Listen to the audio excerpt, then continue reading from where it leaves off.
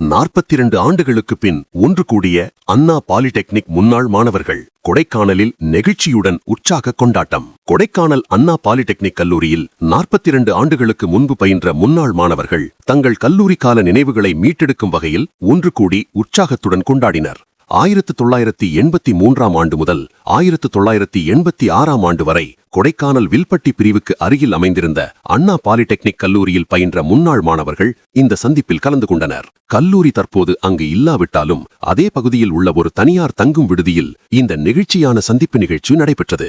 இந்த சந்திப்பில் சுமார் 50 பேர் ஒரே மாதிரியான சீருடையை அணிந்து ஒன்று கூடினர். முன்னாள் மாணவர்கள் தங்களுக்கு கல்வி கற்றுக் கொடுத்த ஆசிரியர்களை மிகுந்த நன்றியுடன் நினைவு கூர்ந்தனர்.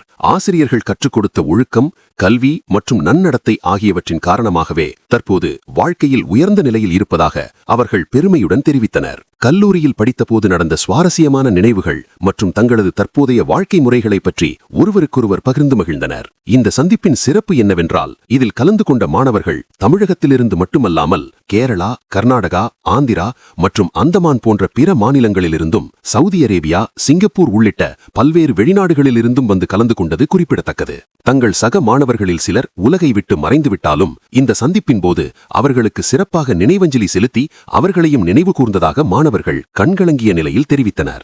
நீங்கா நினைவுகளை சுமந்து நடைபெற்ற இந்த சந்திப்பு இனிவரும் ஆண்டுகளிலும் தவறாமல் வருடாந்திர நிகழ்வாக நடைபெறும் என்று அனைவரும் மகிழ்ச்சி பொங்க தெரிவித்துக் கொண்டனர்.